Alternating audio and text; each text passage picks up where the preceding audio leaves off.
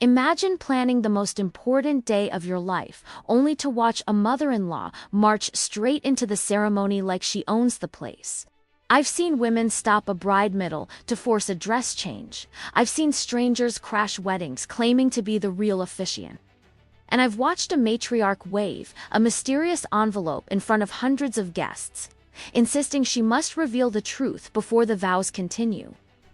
These moments don't happen quietly. They hit like a storm, loud, humiliating, and engineered to cause maximum emotional and financial damage. And the worst part is that in every single case, the sabotage wasn't an accident. It was planned long before the first guest took their seat. I've spent years inside luxury venues where wedding budgets stretch higher than some people's annual income. I've watched how money can turn a ceremony into a battlefield, how status becomes a weapon, and how generosity is used like bait. And today, I'm opening 3 of the most chaotic cases that ever crossed my desk. 3 ceremonies shattered by mothers-in-law who believed their power mattered more than the couple standing at the altar. Each story escalates, each motive digs deeper, and each attempt at sabotage becomes more calculated than the last. I'm Emily Carter, your wedding planner with far too many stories about people who should have been supportive and instead became the biggest financial and emotional liabilities in the room. If you love dramatic deep dives into weddings that went off the rails, follow the channel, because what happens next is something you truly need to see to believe. Let's start with the case of a bride in Savannah whose ceremony was nearly destroyed by a dress she never agreed to wear. The music had just started. Guests rose from their seats, and the air shifted with that heavy, electric anticipation every bride hopes to feel on her wedding day. I was standing near the back of the garden path in Savannah, checking timing cues, when I saw something that froze me mid-step. Evan had already taken his place at the altar. Hannah, the bride, was just seconds from walking, and then his mother stepped directly into the aisle, lifting her hand like she was stopping traffic. She didn't whisper, she didn't hesitate. She projected her voice across the entire garden as if announcing a royal decree. "Hannah, sweetheart, we need to change your dress. Right now." The family paid for something more appropriate. The guests looked around, confused. Some even laughed nervously, thinking it was a joke or some quirky family tradition. But I had seen this look before: the tight jaw, the rehearsed concern, the entitlement wrapped in fake generosity. It wasn't a misunderstanding. It was a move, a calculated one. Earlier that morning, Hannah had joked with me that she felt like she was renting her dress from her future mother-in-law instead of owning it. At the time, I thought she was exaggerating, just a bride under pressure. But the way the woman stepped forward now, it confirmed everything. This wedding wasn't just a ceremony. It was a stage, and she was determined to control the spotlight. Hannah froze. She looked down at her gown, an intricate, hand-beaded piece worth every bit of the $6,800 she had saved to afford it. I remember how proud she felt the first time she put it on, telling me it was the one part of the wedding she refused to compromise on. And yet here she was, being publicly told to strip out of it moments before promising her vows. I stepped toward the aisle, trying to intercept gently, but the woman spoke again before I could reach her. "We invested in this wedding. We covered the dress. We have the right to expect she wears the one we approved." Her voice carried the kind of authority that comes from years of everyone around her giving in just to calm the storm. I've worked luxury weddings for long enough to know that money is never just money. It becomes leverage, power, a silent contract no one remembers signing. And when someone like her offers to help, it almost always comes with an invoice of emotional debt. Hannah's hands trembled on her bouquet. I recognize that feeling when your body knows you're being humiliated before your mind catches up. As I approached, the woman turned toward me with a sharp smile, the kind that pretends to invite cooperation but actually demands obedience. "Emily," she said, "please escort her to the bridal suite. She just needs a few minutes to change into the correct gown." There was no correct gown. At least none that Hannah had agreed to. And that's when my internal alarms started ringing. Weeks earlier, the woman had insisted on approving every dress fitting since she paid for it, except she didn't pay for it, not fully. The couple's wedding budget had Hannah covering most of the expenses, and the dress was no exception. But the woman's contribution, just enough to call it a gift, had turned into a leash she pulled tighter with every passing day. Looking back, the red flags had been there long before the ceremony.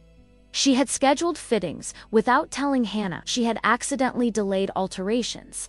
She had ordered a last-minute adjustment that the seamstress didn't want to authorize. Each incident felt small on its own, almost excusable, but combined, they felt like pieces of a puzzle forming a picture I didn't yet understand. As the guests whispered, I gently placed my hand on Hannah's arm and whispered, "You're in control. No one decides this for you." But before she could answer, Evan's mother took a step closer and lowered her voice into something much colder. "If she walks down that aisle in the wrong dress, it will reflect poorly on our family. We invested in this wedding. We won't be embarrassed." I've heard manipulative language disguised as concern more times than I can count. But there was something surgical about this moment, like she had planned the exact timing to maximize pressure. Interrupting a bride seconds before her entrance isn't just rude, it's psychological warfare. She had chosen the moment when Hannah was most vulnerable, when any challenge feels like a crisis instead of a negotiation. I glanced down the aisle at Evan. His face showed confusion, maybe even embarrassment, but not enough assertiveness to stop his mother. That told me everything I needed to know. This wasn't the first time she pulled strings in that family, and he wasn't used to cutting them. I turned back to the woman and said calmly, "There is no alternate dress in the bridal suite." Her eyes flickered not with surprise, but with something that almost looked like satisfaction. And in that moment, I realized the truth. She expected there to be an alternate dress, which meant she knew one existed somewhere. That was the first moment I felt the shape of the sabotage forming. Why would she be so confident unless she had planted something? Why would she escalate so boldly unless she believed she had evidence on her side? Before I could ask anything, the ceremony musicians stopped playing, uncertain whether to continue. The entire wedding months of planning, deposits, logistics, delicate balances of families and expectations now hung suspended in silence. I knew then that this wasn't a spur-of-the-moment power grab. Something deeper was happening, something premeditated, and the woman had just revealed her hand a little too early. What I didn't know yet was that she had orchestrated a plan involving invoices, secret orders, and a replica dress she never intended the bride to discover. But that revelation came later. For now, all I could do was guide Hannah out of the aisle before her humiliation became irreversibly at. Even as I did, I sensed that the real unraveling had just begun. The bridal suite door closed behind us with a soft click, but the tension followed us inside like a shadow. Hannah wasn't crying, she was past that. She stood in front of the mirror, gripping the edge of the vanity as if grounding herself. I could almost see the thoughts racing behind her eyes. The guests waiting, the music paused, the humiliation settling over her like an unwanted veil. "I don't understand," she whispered. "Why would she do this now?" She knew the answer. I knew the answer. But admitting it out loud felt like accepting that the woman's generosity had always been a performance. I took a slow breath, giving her space to process. Over the years, I've learned the difference between a meltdown and a moment of clarity. This was the latter. A bride realizing she'd been dancing around a trap she didn't know existed. "Hannah," I said gently, "did she ever mention another dress?" Her head snapped up. "No, never," which meant the woman's confidence wasn't based on anything Hannah agreed to. It came from something she arranged herself. I stepped into the hallway to call the seamstress who had handled the final fittings. The poor woman sounded startled, like she'd been waiting for this moment, but hoped it would never arrive. After a long pause, she admitted there had been another dress, a cheaper version of the real gown. A replica ordered under the justification that it was a backup option in case of emergency. Backup option. I've heard that phrase many times over my career, and it almost never means what it claims. It usually translates to something closer to, I want control, and this is my insurance policy. But the seamstress also told me something else, something far more revealing. The woman insisted the replica be finished quickly, demanded rushed changes, and required that it be delivered directly to her estate. Not the boutique, not Hannah, only her. That was the moment everything clicked into place. This wasn't about taste. This wasn't about family pride. This wasn't even about the cost of the dress. It was about dominance, a show of power staged at the perfect moment to humiliate the bride into compliance. I returned to the suite and found Hannah standing completely still, staring at her reflection. She wanted this, Hannah said quietly. She wanted me to be off balance. The level of clarity in her voice surprised me. It reminded me of the first time I saw a bride recognize she was being manipulated, not out of love, but out of pride, disguised as generosity. Hannah, I said, approaching her slowly, she planned something. And I need to find out how deep it goes before we take another step. That's when I went to the vendor files I kept on site. Wedding planners don't talk about this often, but we keep backups digital and printed off everything, invoices, contracts, timelines, and for families like this one, where control runs deep, you protect every document like it's evidence.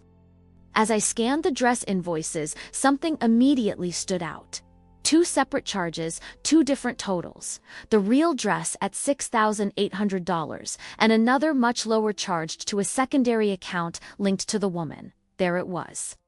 The proof she was never meant to have. A deliberate attempt to sabotage the bride's confidence and undermine her autonomy in front of an entire wedding guest list. While I was reviewing the documents, one of the junior staff members came running down the hall. Emily, she's here, she whispered. I didn't need clarification. Of course the woman had followed us. She wasn't the type to wait quietly while her plan unraveled. She walked into the suite without knocking, clutching a garment bag like it was a trophy. Hannah, she said sweetly, I brought the dress we invested in, the one that reflects our family properly. I stepped between them before Hannah could respond. She is not changing into anything she didn't choose. Her smile tightened. This is not your decision. It is, I said, because the bride trusted me to manage this wedding, not you. She raised her chin in that cold, aristocratic way some wealthy women use when they want to remind the room of their status. We paid for her gown. No, I replied, holding up the invoice. You ordered your own. Her face drained of color for a split second, microscopic tremor in her composure. If you blinked, you'd miss it. But I saw it. The shock of being caught, the fear of losing control. The realization that her carefully laid plan was unraveling faster than she could patch it. You don't understand, she said, reaching for the garment bag. This is what's best for the ceremony, for the family, for her image. Funny how manipulators always use words like image, family, tradition. They never admit the real motive, control. The tension was thick enough to feel in your lungs. Then Hannah spoke, not with anger, but with a steadiness her mother-in-law wasn't prepared for. I'm wearing my dress, she said. The one I paid for, the one I chose. And you are not going to ruin this day for me. The woman exhaled sharply, as if wounded by the refusal. But it wasn't. Panette was outrage. The kind of outrage only someone used to unquestioned obedience ever feels. She dropped the garment bag on a chair and walked out without a word, heels echoing like a countdown. I knew she wasn't finished. Women like her never retreat. They reorganize. And as the door closed, I felt it. The next move was coming, because the ceremony still had to restart, and she still had the audience waiting outside. I had no idea yet that the replica dress wasn't her only weapon that day. And the real confrontation, the one that would happen in front of all the guests, was still building like a storm on the horizon. The moment the woman left the bridal suite, a strange calm settled over the room, like the quiet that comes just before a storm finally breaks open. Hannah let out a shaky breath and touched the lace at her waist, almost as if reassuring herself that the dress was still hers. Still safe, still anchored to her body after everything that had just happened. "We should go back," she murmured, though her voice trembled. "We will," I said. "But not until I make sure she can't pull anything else." Because if the woman had orchestrated a dress swap, she didn't intend to lose this battle gracefully. People who rely on status as their armor don't accept defeat politely. They escalate. I grabbed the invoice copies, tucked them into my folder, and stepped into the hallway. One of the younger staff members caught up to me, her eyes wide. "She's talking to guests," she whispered. "She's saying the dress situation is a misunderstanding caused by you." Of course she was. When control slips, the next move is rewriting the narrative. Her version of events wasn't meant to be true, it was meant to be believable. She was a master at that kind of manipulation, confident tone, .com phrasing, the subtle implication that everyone else was overreacting. I walked back to the garden path, scanning the crowd. There she was, standing near the aisle, her posture flawless, her expression perfectly composed. She looked like a woman performing grief, disappointment, and sacrifice all at once. It was theatrical, and the guests were falling for it, some nodding sympathetically, others whispering to each other, glancing toward the bridal suite. That was the danger of her kind of power. It wasn't loud, it was persuasive. Before I could approach, the seamstress hurried up to me, clutching her phone. She looked as if she had been debating whether to speak. "Emily," she said quietly, "there's something else." I braced myself.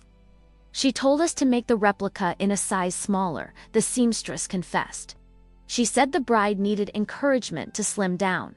We refused, but she kept insisting the dress had to look more refined on her." The words hit with a bitter sting. This wasn't just about control, it was humiliation disguised as guidance. It was her way of telling Hannah that her body, her taste, her choices weren't good enough for the family she was marrying into, and it made the timing of the interruption even clearer. She wanted the switch to feel like a necessary correction, not a manipulation. Public shame packaged as concern. I thanked the seamstress and headed toward the front, where the officiant was waiting with an expression that screamed, "Is this wedding actually happening?" "It will," I assured him, even if I wasn't fully convinced. I scanned the aisle again and found the woman now speaking to her son. Evan looked conflicted, torn between embarrassment and loyalty. This was the exact position she wanted him in, pulled between the two women at the center of his life, forced to pick a side without realizing the strings she had woven around him. As I approached, she turned toward me with practiced gentleness. "Emily," she said, "we should delay the ceremony. The bride needs time to compose herself after your misunderstanding." Your misunderstanding. There it was again, rewriting reality in real time. I didn't engage. Instead, I opened the folder and held out the replica invoice. "You ordered 2 dresses, one for her, one for yourself." Her jaw tightened almost imperceptibly. "I was trying to protect her. She chose a dress that doesn't suit our family's style. I simply offered an option that's more dignified." "Ordering a secret replica isn't offering," I said calmly. "It's planning." I watched the shock ripple through Evan's face as he read the document. He wasn't naive, just conditioned to think his mother operated from goodwill. Seeing the evidence himself was like turning on the lights in a dark room he had gotten used to stumbling through. "Mom," he whispered, "what is this?" She straightened her posture, ready with a justification. "I did it for the wedding. For the guests, for the photos. She would thank me one day. Or be humiliated today," I replied. For the first time all morning, I saw a crack in her facade, a flicker of panic at losing control of the story she crafted so carefully. Evan stepped into the aisle, raising his voice loud enough for the guests nearby to hear. "You tried to change her dress without her permission. You almost ruined everything." The woman's eyes widened as whispers began spreading faster than she could gather them. This was the one thing she couldn't tolerate: public accountability. "Stop," she hissed. "People are watching. That's exactly why it matters," he said. It was a simple sentence, but it carried the weight of every unspoken boundary he had never set before. And for someone who thrived on image, hearing her son reject her behavior in front of others was the deepest cut imaginable. Her expression shifted, no longer controlled, no longer superior. She looked exposed, as if someone had turned her carefully curated persona inside out for everyone to see. I stepped closer, lowering my voice. "The bride is ready when the aisle is clear." She swallowed hard. For the first time, she stepped aside willingly. When Hannah reappeared at the top of the path, guests straightened in their seats, sensing the shift in energy. She moved slowly, but confidently, wearing the dress she had chosen, the one she fought for, without raising her voice. As she passed the woman, I saw something flicker across the older woman's face, not remorse, but the realization that her plan had backfired spectacularly. Her attempt to control the narrative had turned her into the spectacle instead. And that is the danger of sabotage. Sometimes the trap you build for someone else becomes the stage where your own intentions are exposed. The ceremony resumed. The music returned. The guests relaxed. And I felt something settle inside me, a quiet acknowledgement that some battles are won, not through confrontation, but through clarity. And yet I couldn't shake the question that lingered as Hannah reached the altar. How early should we have seen the signs? And how often do we mistake manipulation for generosity simply because it comes wrapped in a smile? When Hannah and Evan finally walked out of the ceremony together, the guests erupted in applause, louder than usual, louder than expected. As if everyone collectively understood that the couple wasn't just celebrating a union. They were reclaiming a moment that nearly slipped away. Hannah's face softened the second they exchanged vows. The tension that had followed her all morning seemed to melt beneath the weight of genuine relief. She looked like someone who had chosen herself and won, despite the emotional cost. And it struck me how often brides believe they're fighting for a wedding, when in reality, they're fighting for the right to protect their own identity in a room full of expectations. The woman sat rigidly in the front row, hands clasped so tightly her knuckles blanched. Her eyes never left the couple, not with pride or joy, but with a kind of stunned calculation, like she was replaying every step that led to her being the one exposed instead of the bride. The irony hung in the air. The very spectacle she engineered ended up spotlighting her own manipulation. After the ceremony, the guests drifted toward the cocktail hour, still whispering about the scene they'd witnessed. Some expressed disbelief, others shared sympathetic glances with Hannah. A few even reassessed their own definitions of helpful family members, realizing how quickly generosity can pivot into control. Evan approached me quietly, hands in his pockets, lowering his voice as if he were confessing something. "I should have seen it earlier," he said. "She's been doing this my whole life. Not dresses, but everything else." "You saw it today," I told him, "and you stepped in when it mattered most." He nodded, though the guilt lingered. Family patterns don't unwind in a single afternoon, even one as dramatic as this. But moments like these become turning points, small fractures where new boundaries can finally grow. Later, as I checked on Hannah before the reception entrance, she gave me a tired smile. "Thank you," she whispered. "Not for saving the wedding, but for making me feel like I wasn't crazy." I understood exactly what she meant. It's astonishing how manipulative people can make you question your own instincts. But once evidence is laid out, real numbers, real invoices, real actions, clarity settles the mind like nothing else. That's one reason I always keep meticulous records. Weddings might be about love, but they're also about contracts, budgets, logistics, and sometimes those documents become the only shield a bride has against someone trying to rewrite her story. Watching the couple step into the reception as husband and wife, I felt a sense of closure, not because everything ended perfectly, but because truth had surfaced in a room where image usually wins. The woman didn't apologize, of course. Women like her rarely do. But she stayed seated for the rest of the evening, refusing to engage in any power displays. Her silence wasn't acceptance, it was retreat. A recalibration, a reminder that boundaries shake the ground beneath people who rely on control.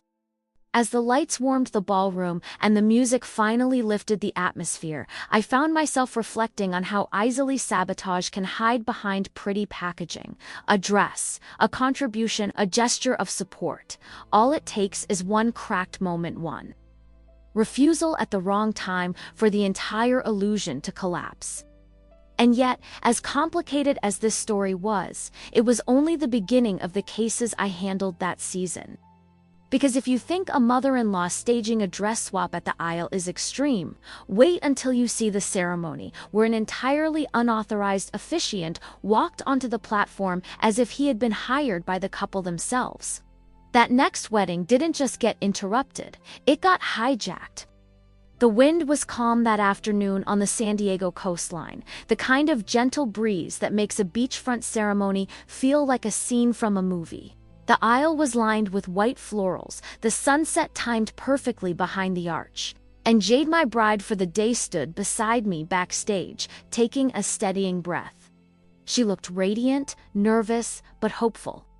The kind of hopeful that fills you right before something beautiful is supposed to begin. Except beauty wasn't what walked onto the platform. Just as the string quartet shifted into the processional melody, a man none of us recognized stepped confidently onto the ceremony deck. He straightened his jacket, cleared his throat, and opened a leather binder as if preparing to speak. Guests murmured. The coordinator shot me a panicked look, and Jade froze, her expression draining from calm anticipation to cold confusion. "Who is that?" she whispered. I didn't have an answer. All I knew was that he wasn't the officiant she had hired. I moved quickly toward the front, signaled the musicians to hold, and asked the man, "Can I help you?" He smiled like someone delivering news he believed would elevate the entire event. "I'm the officiant," he said. "The groom's mother requested me personally. She said the couple needed someone with more prestige." That word again, prestige. It's amazing how often that motive hides inside the most destructive acts. The guests shifted, uncertain. Some whispered excitedly, as though this was a surprise cameo arranged by the family. Others frowned, sensing something was off. Jade's chosen officiant, a warm, soft-spoken woman she adored, stood nearby, utterly stunned. From the back of the seating area, I spotted the mother-in-law. She wasn't flustered, she wasn't confused, she was smiling, proud, as if unveiling the final piece of a performance she had been rehearsing for months. I've witnessed unexpected moments at weddings, forgotten rings, surprise speeches, spontaneous tears, but never in my career had I seen a parent bring a stranger to hijack a ceremony. And yet, this wasn't shocking to me. Not completely. Because the signs had been there long before the ceremony. Weeks earlier, the woman had inserted herself into every step of the planning process, always under the guise of handling things more efficiently. She wanted control of the deposit schedules. She insisted on reviewing every vendor contract even when she wasn't paying for it. She even tried to redirect the floral budget to a designer she preferred. And when Jade pushed back, the woman would retreat into politeness, but with a tone that suggested Jade was being ungrateful. Her biggest point of friction, though, was the officiant. "She doesn't match the image of our family," the woman had said once. "Weddings are public statements. We need someone more dignified." I noticed how she used the word our, not their. A wedding, in her mind, wasn't about the couplet, was about her reputation, about legacy, about optics. If something threatened the image she curated like a brand, she would intervene without hesitation. So when the unauthorized officiant appeared today, it wasn't just sabotage. It was fulfillment of a pattern she'd been building for months. I took a deep breath and approached him again, lowering my voice. You were not contracted by the couple. The groom's mother assured me it was handled, he insisted. She said the bride would be relieved. Relieved. There's something chilling about watching someone rewrite reality to suit their agenda. The woman believed that if she spoke confidently enough, even a stranger could walk into a ceremony and replace someone the bride trusted. I looked back at Jade. She was trembling not with fear, but with a mix of disbelief and rising anger. And behind her stood Marcus, her fiancé, confused and frozen in that familiar emotional place many grooms occupy when faced with a manipulative parent, halfway between loyalty and the dawning realization that something truly unacceptable had occurred. I approached the officiant Jade had chosen and whispered, "Stay here, don't move." She nodded, still processing the ambush. Then I walked toward the woman. She greeted me with a smile polished enough to cut glass. "Emily," she said, "isn't he wonderful? He's officiated for several respected families." "This will elevate the ceremony. This will derail it," I replied. The couple did not approve him. The couple doesn't always know what's best for the image of the event. I'm simply guiding them toward excellence. There it was. The mask. The calm, benevolent tone that covered an unmistakable truth. She didn't view this wedding as a celebration of love. She viewed it as a production where she was the executive director. I held her gaze. "You didn't have the authority to hire him." She raised an eyebrow. "I handled the paperwork." That sentence felt too deliberate, too specific. "Which paperwork?" I asked. She hesitated, just for a second. But a second is enough when someone skilled in manipulation tries to hide a misstep. While she composed herself, the resort's event coordinator rushed to my side, whispering urgently, "Emily, we need to talk. It's about the wedding permit." My stomach tightened. We stepped aside and the coordinator pulled out her tablet. "We received an email last week requesting cancellation of the ceremony permit," she said. "It came from the groom's family address." When we called the number attached, a woman confirmed the cancellation verbally. I knew before she finished. "It was his mother," I said quietly. The coordinator nodded. I suspected something was off, so I held the cancellation and waited for confirmation from you. My pulse quickened. Canceling the permit would have made the ceremony legally impossible, giving the woman a perfect excuse to claim that the couple's chosen plans were flawed and that her alternative, officiant, was the only viable option. This wasn't impulsive sabotage, it was strategy. Layered, coordinated, premeditated. I marched back toward the platform, my mind assembling the pieces faster than I could fully process them. She hadn't just brought an unauthorized officiant, she had attempted to override the ceremony's legal foundation entirely. Before I confronted her, I turned to Marcus. "Did you know about any of this?" He shook his head slowly. "No. She told me she was just helping with logistics." I didn't think he stopped, unable to finish. Sometimes sabotage isn't about the act itself. It's about how deeply someone can infiltrate trust before shattering it.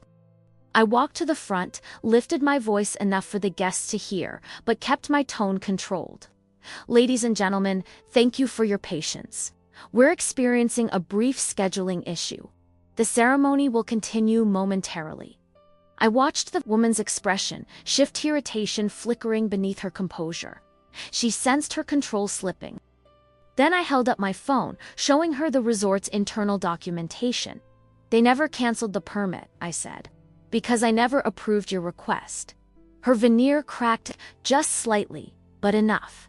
"You had no right," she whispered sharply. "And you had no authority," I replied. I turned to Marcus. "It's your decision, not hers. Do you want this man to officiate your wedding?" Marcus looked at the stranger, then at Jade. And for the first time since I'd met him, I watched him choose his future instead of appeasing his past. "No," he said firmly. "Get off the platform." A ripple of shock spread through the guests.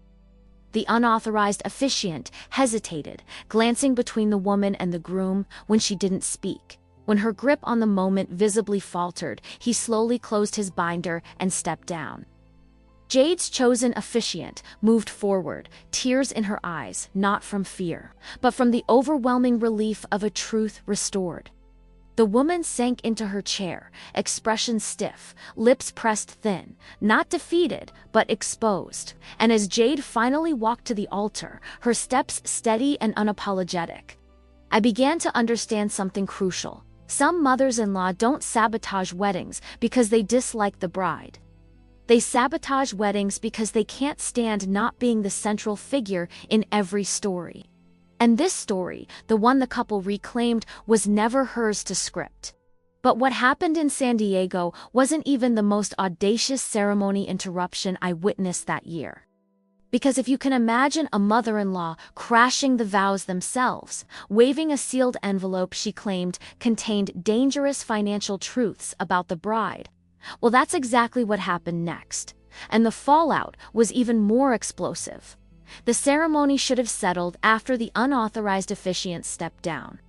That's usually the moment when tension dissolves, when families breathe again, when the emotional equilibrium starts to restore itself. But not this time, because the woman didn't retreat. She recalibrated. She stayed seated, perfectly upright, her expression frozen into a mask of dignified disappointment. To everyone else, it looked like restraint. To me, it was strategy, the quiet kind manipulators use when they're regrouping after a public setback. The guests kept whispering, though more cautiously now, and it wasn't the kind of gossip filled with excitement. It carried that uncomfortable tone people use when they're trying to make sense of something that feels wrong. I stepped aside with the coordinator to finalize the revised cue timing. She gave me a sympathetic look. "This could have gone very differently," she murmured. She wasn't wrong. If the woman had succeeded in canceling the permit, this ceremony might have never legally taken place. And the blame would have fallen entirely on the couple. As we walked back toward the altar, Marcus approached me, still visibly shaken. His hands trembled slightly, the adrenaline wearing off. "I should have stopped her earlier," he said quietly. "She does things like this, but never this extreme." People often say that right before the truth settles in, the difference between mild interference and orchestrated sabotage is just a matter of degree, and once that degree shifts, you can never unsee it. "Look," I told him, "you stepped in when it mattered. That's what counts." He nodded slowly, though I could feel the weight of years behind that moment, years of deferring, smoothing things over, rationalizing behavior that only intensified because no one ever challenged it. Meanwhile, I still had a lingering question. Why was the woman so confident the unauthorized officiant would be accepted? What gave her the certainty that she could rewrite a moment as sacred and personal as a wedding ceremony? That answer came sooner than I expected. One of the resort's administrative staff approached me with a tablet in her hands. "Emily, I think you need to see this." It was an email thread, long, detailed, and unmistakably sent from the woman's personal account. She had contacted the resort repeatedly with instructions to disregard the bride's requests and prioritize the family's image. Expectations. She had even asked the venue to reroute all final confirmations through her, not the couple. But the most shocking line appeared near the bottom of the thread. "The bride's chosen officiant is not authorized to conduct ceremonies at our family's standard. Please prepare to escort her away from the platform if needed." Escort her away. She wasn't just planning a replacement, she was planning for resistance. And the resort, wisely, had ignored her. "You kept these?" I asked. The staff member nodded.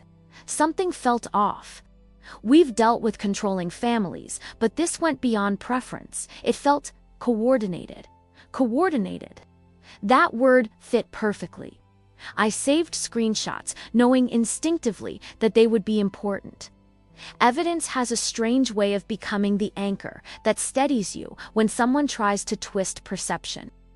As I walked back toward Jade, she was pacing, adjusting the hem of her $4,500 dress, trying to stay calm. The ocean breeze caught the chiffon layers, making them flutter gently beautiful, even in chaos. Did she plan all of this? She asked me quietly. I didn't sugarcoat it. Yes, Jade's shoulders sagged, but not from despair, from release. When you finally confirm a truth you've sensed all along, the clarity can be both painful and freeing. I knew she didn't like my officiant, Jade said softly, but I didn't think she'd try to replace her. It wasn't just replacement, I said. She attempted to cancel the permit altogether. If that had worked, you wouldn't be legally married today. Jade covered her mouth, stunned. Then, from behind us, a low voice said, "What did she do now?" It was Marcus. I turned, meeting his eyes. He wasn't confused anymore. He wasn't torn. He was angrier, quiet.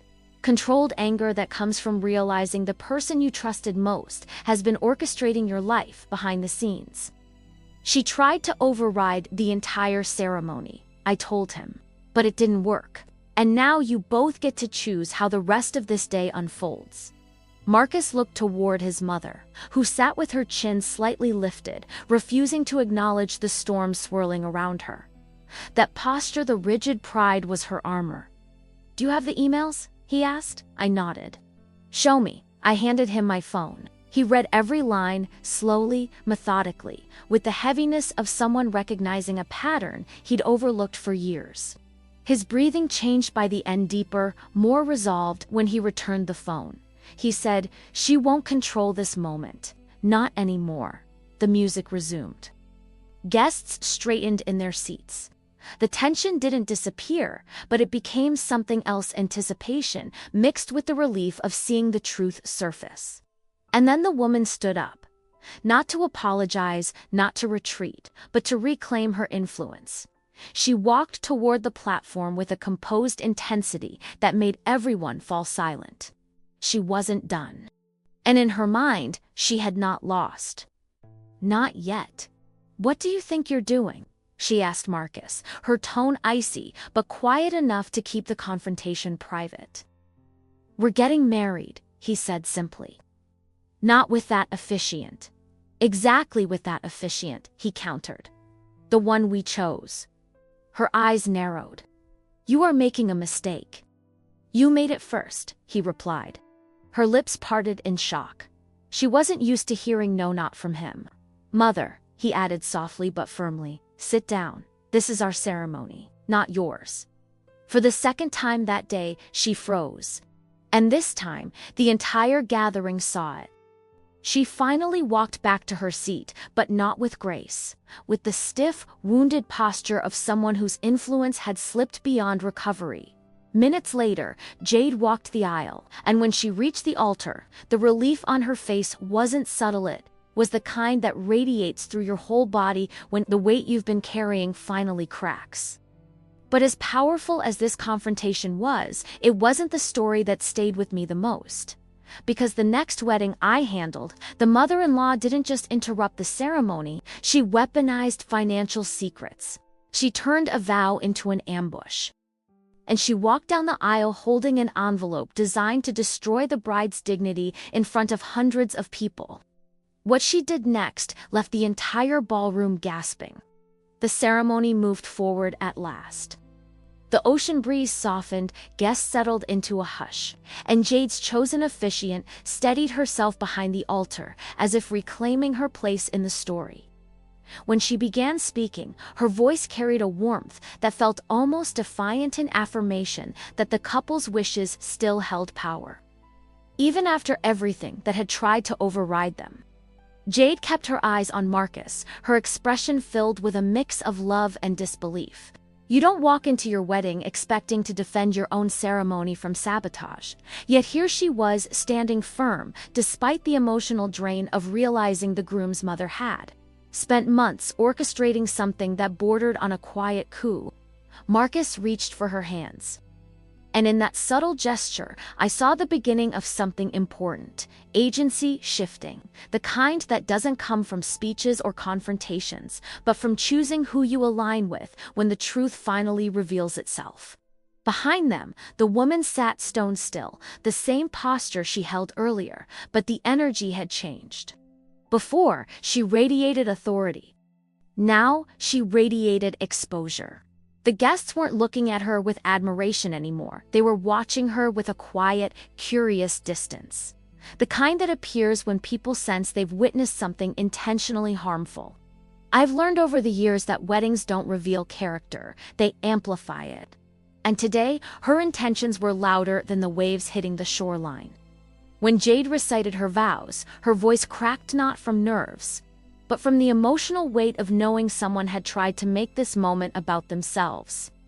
Marcus's vows were steadier, clearer than I anticipated. You could hear the shift in him, the internal boundary finally taking shape, the promise, not just to Jade, but to himself. During the ring exchange, a noticeably long silence lingered over the crowd. Not uncomfortable, reflective. People were processing what they'd seen. The chaos, the attempted control, the quiet resilience of the couple reclaiming their ceremony. When they were finally pronounced husband and wife, applause erupted, not simply because two people had married, but because the moment survived something it shouldn't have had to survive. As the guests stood and cheered, I glanced toward the woman. Her expression never softened. No flicker of remorse, no hint of understanding. Just a rigid acceptance of a truth she refused to acknowledge. She had lost control of the narrative, and that loss, public, undeniable, was the real consequence. After the ceremony, as the couple stepped away for photos, Marcus approached me. "Emily," he said quietly, "thank you for showing me the emails. I needed to see what she was capable of." "You needed clarity," I corrected him. "And you found it." He nodded, glancing toward his mother, who hovered at a distance with a stiffness that suggested she was wondering how the evening would unfold without her usual influence. Jade joined him, slipping her arm around his. "I'm glad we stood together," she whispered. And he answered, "We'll have to keep doing that." It wasn't a dramatic declaration, it was something deeper, a recognition that their marriage wasn't just about love. It was about building a united front against the pressure that had tried to reshape their lives. Later, as the sun finished setting and lanterns lit the beachfront, I couldn't help reflecting on how reputation-driven people operate. They rewrite reality until someone confronts the script. And when their version collapses, they scramble to maintain composure because the performance matters more than the truth. The woman left the reception early, her exit quiet but heavy with implication. No tears, no apology, just silence. And silence says everything when someone expected an audience for their power. The evening ended, beautifully soft music, gentle laughter, a couple rediscovering joy after being tested in ways they never expected. But the moment that stayed with me wasn't the kiss or the applause or the first dance. It was the realization that some people don't sabotage weddings for chaos. They sabotage weddings because ceremony is a form of control, and losing that control feels like losing identity. But nothing prepared me for what came next in my career, because the next wedding didn't involve a fake officiant or a hidden agenda behind the scenes. This next mother-in-law walked straight up the aisle in the middle of the vows, holding a sealed envelope she claimed would expose a devastating financial truth. And what she revealed wasn't just cruel, it was engineered to destroy a family in front of everyone they cared about. Which makes me wonder, if someone is willing to weaponize money in public, what do they do behind closed doors? The ballroom lights dimmed just enough to cast a soft glow over the aisle, making every crystal, every candle, every floral arrangement shimmer like a scene from an impossibly expensive dream. Liana stood at the beginning of the walkway, breathing slowly, trying to stay centered. She had been through so much to bring this day together: unexpected expenses, withheld deposits from the groom's family, countless adjustments to keep vendors from walking out. But now, finally, she looked ready to step into her moment. Then the doors slammed open, not pushed, not nudged. Slamming with the kind of force that makes musicians stop mid-note and guests twist around in confusion. Derek's mother stormed into the aisle, holding a large white envelope above her head. Like evidence she had been waiting months to reveal. Her heels clicked aggressively against the marble floor as she walked straight toward the couple. Voice booming through the speakers, because unbelievably the mic was live. "Before this wedding continues," she announced, "the truth must be revealed. The groom deserves to know what he's marrying into." Liana gasped. Derek stared, stunned. And I felt that cold, unmistakable surge of adrenaline that hits when a ceremony is no longer a ceremony but a staged takedown. The guests erupted into a wave of murmurs, some shocked, others glued to the moment like it was unfolding on a screen instead of in front of two real people whose lives were being cracked open in public.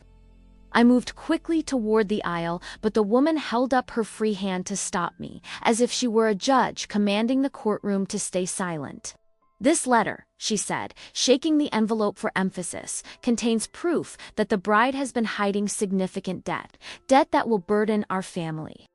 Debt that calls her entire character into question." The financial accusation hung in the air like smoke flow, suffocating, designed to infiltrate every mind in the room. Liana's face went pale. She whispered something under her breath, too faint for anyone but me to hear. "Not here. Not like this." I recognized the tremor in her voice. The humiliation wasn't just personal, it was engineered, deliberate.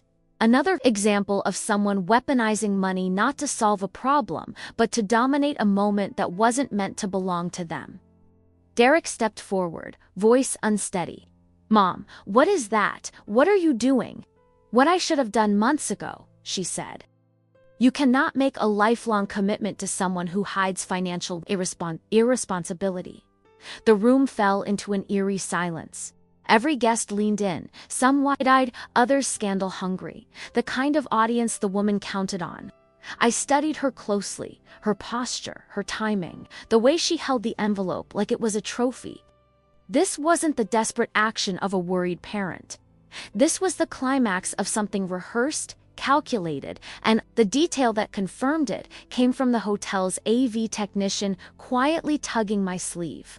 "She asked us earlier this morning to make sure her mic would be on if she spoke," he whispered. "She said she might have to make an important family announcement." My stomach dropped. She planned the interruption. She planned the public exposure, and she planned the humiliation. Not because Liana did anything wrong, but because the woman wanted control over the financial narrative of the marriage. Money wasn't a tool for her, it was a weapon. Meanwhile, Liana was trembling not in fear, but in that awful emotional limbo where you can't defend yourself because the moment feels too large, too theatrical, too hijacked to respond logically. I stepped toward the woman. "You need to step aside," I whispered. "This is not your place." She snapped back. "It is absolutely my place. My son deserves the truth." The arrogance in her tone wasn't born from conviction. It was born from certainty. She believed she owned this moment. She believed she owned the couple.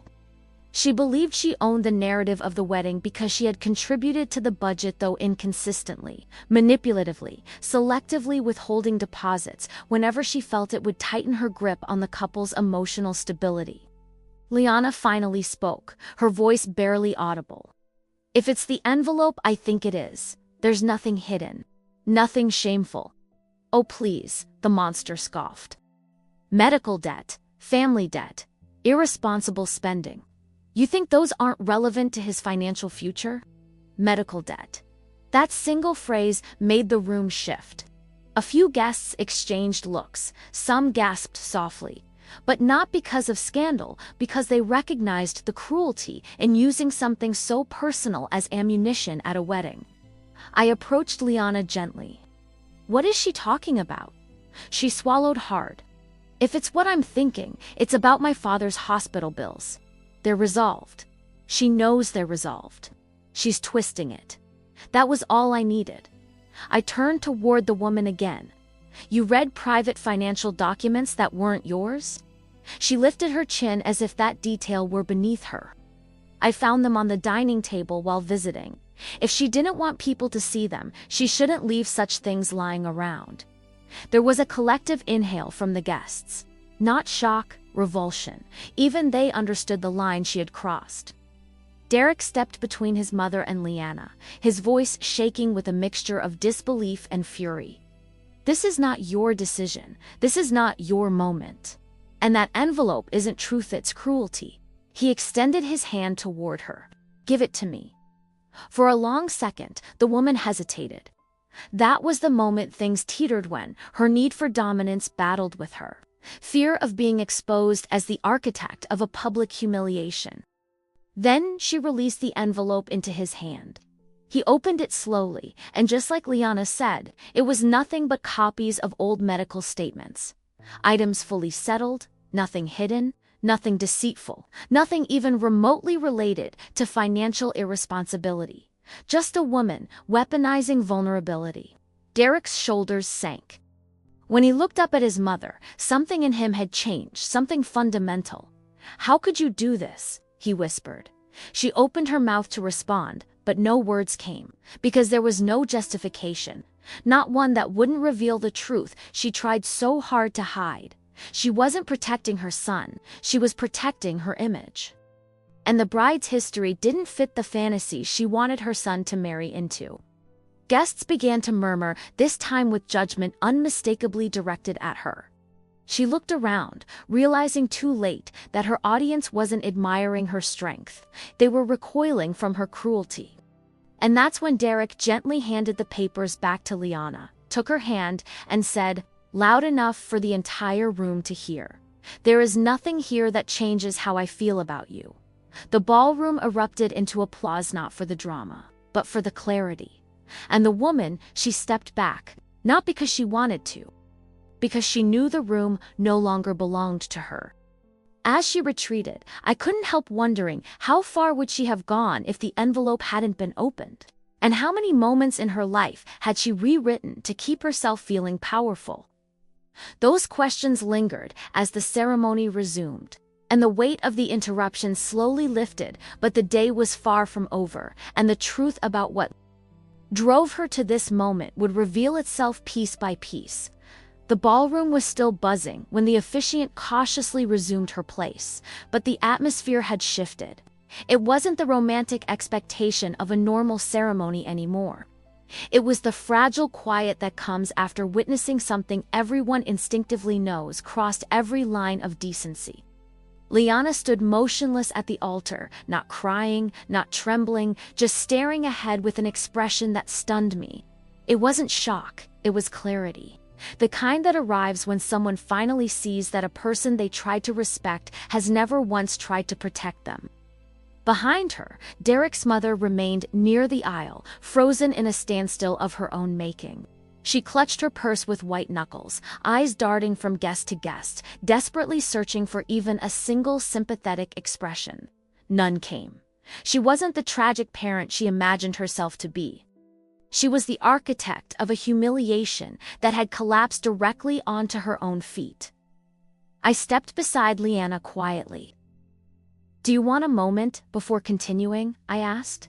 She inhaled slowly. "No, I want to finish this. I won't let her steal any more of this day." Strength like that, I've only seen it from brides who've been emotionally cornered by family long before the wedding. When you finally stop absorbing abuse, there's a specific steadiness that settles into the body-controlled, deliberate, almost serene. But despite her steady voice, I could sense something deeper. She wanted answers. Real ones. Not just the superficial explanations toxic people give when trying to mask their manipulation as concern. I felt the same need. Because something still hadn't aligned. Why had the woman risked shattering her own social image in such a dramatic, public manner? Why do this in front of 100 witnesses instead of trying to dissuade her son privately? Why the theatrics? Why the envelope? Why the microphone? The interference wasn't just controlling it, was performative. And performative sabotage always has a second motive behind it. I walked toward the ballroom entrance, where one of the hotel's senior staff members intercepted me. "Emily, she said in a low voice. "There's something you should know." Of course there was. She asked us earlier this week what the maximum capacity for amplified audio was in the ballroom, she continued. We assumed she wanted to check speech settings for the reception. My stomach tightened. She was preparing for the interruption in advance. The staff member nodded. She wanted the mic to pick up her voice from anywhere in the aisle. Said she needed full clarity in case she had to intervene. She had used that same word earlier with Derek, but now it revealed its true meaning. She didn't interrupt the ceremony, she stage-directed it. And that envelope, it wasn't information, it was a prop. I scanned the room, trying to retrace the woman's psychological blueprint. Moments like these don't just come from insecurity. They come from wanting an audience for power. She needed witnesses, validation, proof that she controlled not only finances, but social perception. The bigger the wedding budget, the bigger the stage. Derek and Liana resumed the ceremony, but subtle cracks in the moment revealed how deeply the sabotage had sunk its teeth. Derek's voice wavered, steadying only when he looked directly at Liana. She smiled for him, gentle, forgiving, despite everything. And that's when I noticed something I had missed earlier. The woman wasn't devastated, she was analyzing. Her eyes weren't on the couple, they were on the guests. She was calculating how much ground she'd lost, how much social capital had slipped away, and what she might do next to salvage her place in a narrative that no longer accepted her as its center. As the officiant began speaking again, I slipped away and approached the AV booth. "Can you pull the audio logs?" I asked the technician. He blinked. "For the ceremony. For everything recorded since rehearsal." He hesitated before admitting, "We already saved it. After what happened, we thought you might need it." Professionals know, they sense manipulation, the same way I do, like static in the air.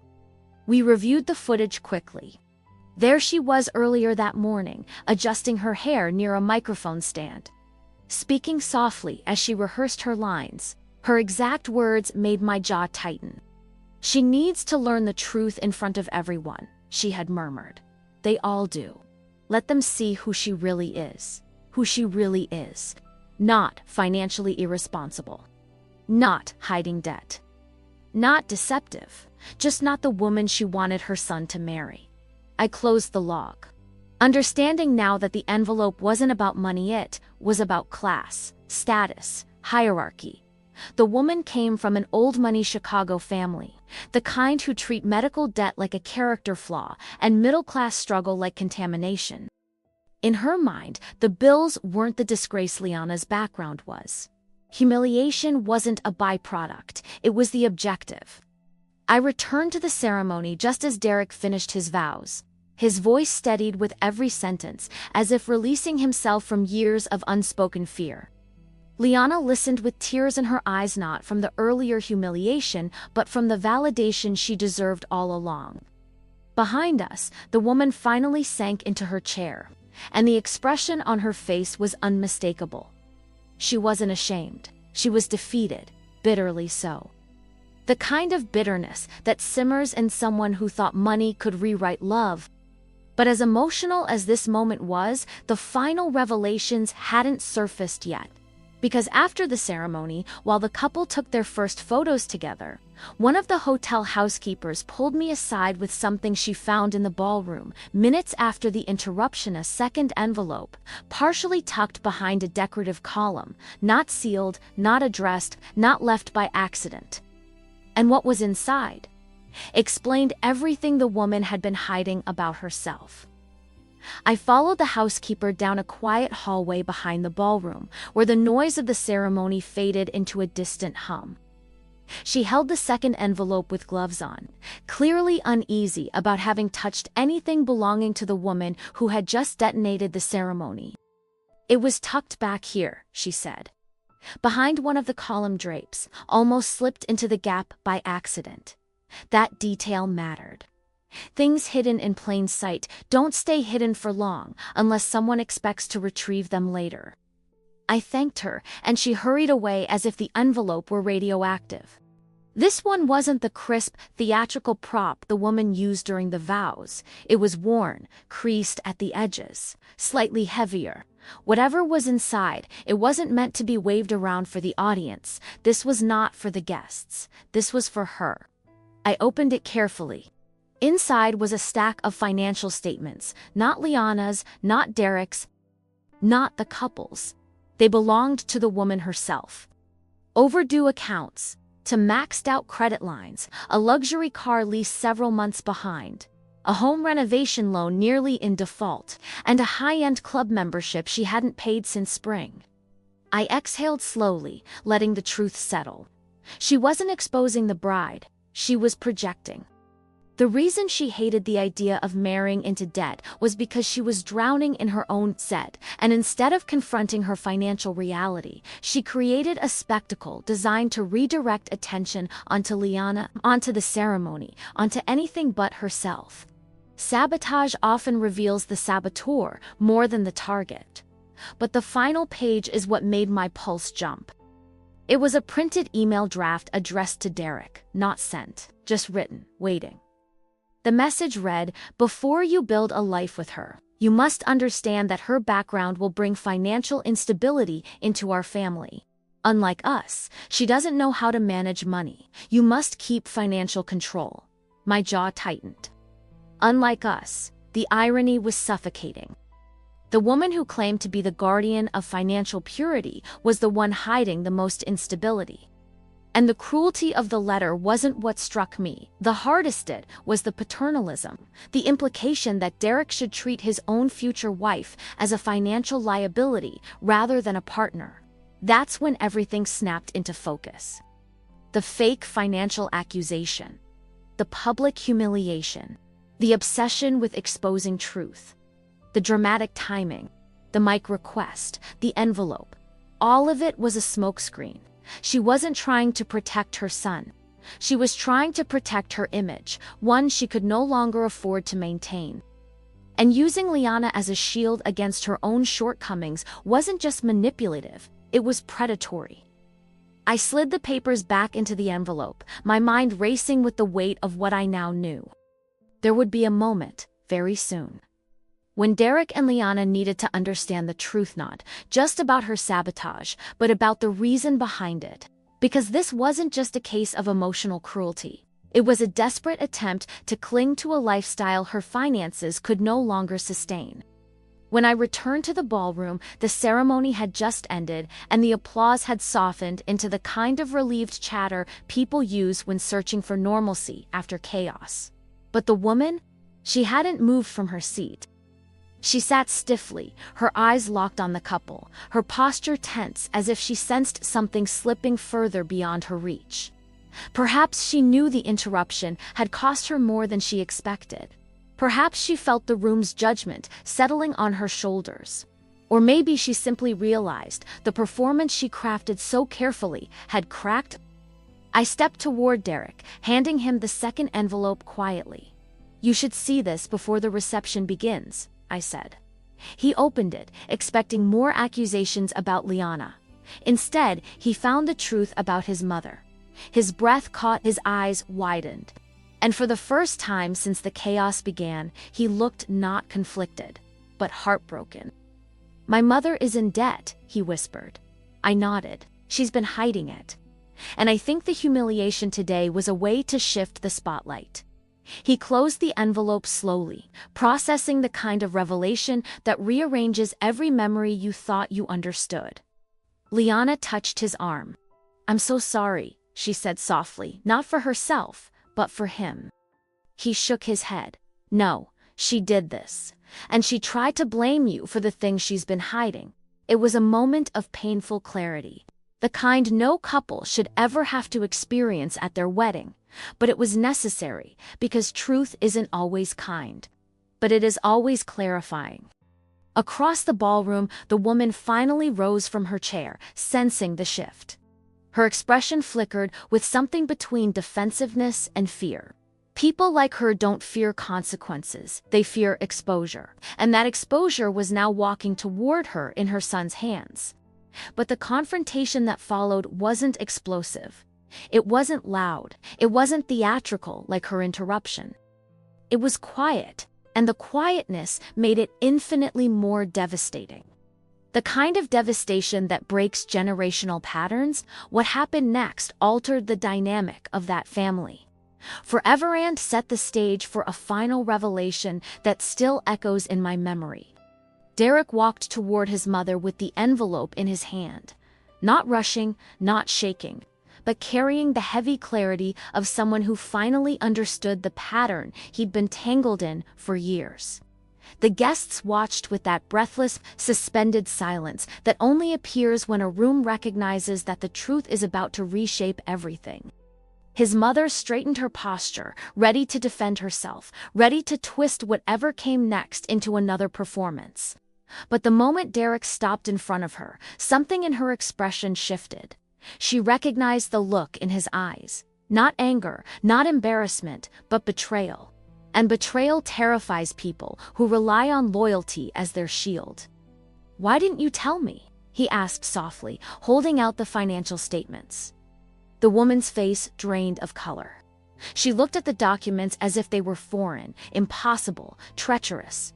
"You weren't supposed to see that," she whispered. "That's exactly the problem," Derek said. "You hid this from me. And then you humiliated Liana to distract from your own debts." Her lips parted, ready with an excuse, a justification, a polished story, but none of them arrived. For the first time all day, she looked small. Not because of the debt, but because her authority had collapsed in front of an audience she expected to impress. "You don't understand," she murmured. "I was just trying to protect you from what?" he snapped quietly. "From loving someone? From starting a life with a woman who has more integrity than you've shown today." The guests exchanged looks, not judgmental, but sympathetic toward the couple, stunned by the rawness unfolding before them. These were not people reveling in the drama. They were witnessing a family fracture that had been years in the making. Liana approached slowly, placing a gentle hand on Derek's back, not claiming victory, not gloating, just being present in the kind of moment most brides should never have to stand in. "I never wanted this," Liana said softly to the woman. "I just wanted to marry your son. I wanted peace." But the woman couldn't accept that peace didn't come from control. She reached for Derek's arm, instinctively, desperately. "You don't know what you're doing. She doesn't understand our world." He pulled his hand away. "No," he said. "What I finally understand is you." The silence that followed wasn't angry. It was resolute, a boundary forming finally, unmistakably. The woman's gaze traveled around the room, hoping to find at least one ally, one person who still believed her narrative. But the crowd's expression told the truth. Respect evaporates quickly when cruelty is exposed.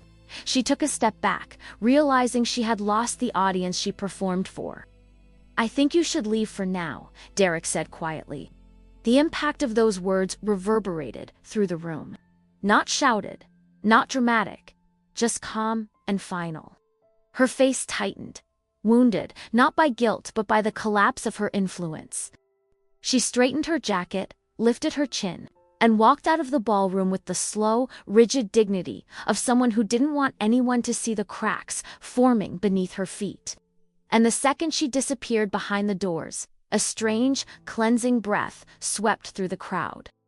The room felt lighter, not because the conflict was gone, but because the truth had settled. Liana leaned into Derek, relief flooding through her expression, the kind you feel when the person you love finally chooses clarity over comfort. The officiant stepped forward again, her voice gentle. "Shall we continue?" Derek nodded. Liana exhaled. The ceremony restarted not as a fairy tale, but as something stronger and more authentic, born not from perfection, but from honesty. And when the vows finished, when the applause rose again, it wasn't merely celebration, it was collective release. 100 witnesses acknowledging the courage it took for the couple to reclaim their narrative, their dignity, their future. As they walked back up the aisle together, hand in hand, the restoration wasn't subtle, it radiated. You could see it in the way their shoulders relaxed, the way their steps synchronized, the way their eyes softened whenever they glanced at each other. And I, standing in the back with the second envelope still in my folder, couldn't help reflecting on something I've learned over and over in this job. Money doesn't corrupt weddings. People do, especially the ones who use money as camouflage for control. Some mothers-in-law weaponize budgets. Others weaponize tradition. But the most dangerous ones weaponize image because their sabotage is engineered not just to destroy a moment, but to rewrite a story. And as I watched Derek and Leanna head toward their reception, finally free from the shadow cast over them since the engagement, one lingering question settled in my mind. When someone is willing to sabotage a wedding to protect their image, do they ever stop? Or do they escalate until someone finally draws a boundary strong enough to hold? From the outside, weddings look like curated perfection, flowers in bloom, polished silver, families smiling for photos that will last longer than most memories in the room. But after years inside these events, I know the truth. The most dangerous storms don't come from weather or budgets. They come from the people who believe the wedding belongs to them. 3 ceremonies. 3 different cities. 3 mothers-in-law who walked into sacred moments with the confidence of someone stepping onto a stage they thought they owned. A dress meant to humiliate. An officiant meant to replace. A letter meant to destroy. Different tactics, same intention. Rewrite the narrative before the couple ever has a chance to write their own. And standing in the middle of each moment, I saw the same pattern unfold. These weren't women acting spontaneously or emotionally. They were calculating. They weaponized money, status, and reputation the way some people weaponize silence, quiet enough to seem reasonable, loud enough to cause permanent damage. But what struck me most wasn't the sabotage itself. It was what happened afterward. Every single time, the moment the couple reclaimed the ceremony, even just one sentence, one boundary, one refusal, the entire power dynamic shifted. The room changed, the narrative corrected itself. And the truth surfaced with a clarity no amount of manipulation could bury. I think about that often. How love isn't fragile. How boundaries aren't acts of rebellion. How sometimes the only way to protect a marriage is to confront the person who taught you to fear confrontation in the first place. And maybe that's why these cases stay with me. Because beneath every shattered ceremony, there's a quiet question lingering in the air. Who controls the story of a wedding, the people getting married, or the people afraid of being forgotten? As I close these files for today, I can't help reflecting on how family power isn't measured by money or titles. It's measured by whether someone uses their influence to lift others or to keep them small. If these 3 weddings taught me anything, it's that sabotage doesn't begin at the ceremony. It begins the moment someone believes their image matters more than someone else's happiness. And the real victory isn't that the weddings survived, it's that the couples did. But now I'm curious about something only you can answer. Which mother-in-law crossed the line the deepest? And why do you think she believed she had the right to? Tell me in the comments, and if you want more stories from behind the scenes of weddings that went beautifully wrong, make sure you subscribe. There are more case files on my desk than you can imagine. And trust me, some of them are even worse than these.